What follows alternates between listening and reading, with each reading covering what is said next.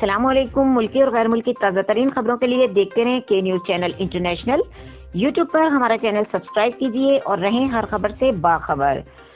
خبروں کا رخ کریں گے شرف پور شریف کی طرف، جہاں سے رپورٹ کر رہے ہیں ہمارے بیورو چیف طاہر خان۔ شرف پور شریف کے نواحی گاؤں ڈھامکے میں 5 سالہ بچہ عبدالرحمان بدفعلی کے بعد قتل۔ نامعلوم افراد بچے سے بدفعلی کرنے کے بعد قتل کر کے لاش کو مقامی قبرستان میں پھینک کر فرار ہو گئے۔ بچہ عبدالرحمان کل شام مدرسے سے واپس گھر آتے ہوئے لاپتہ ہوا تھا۔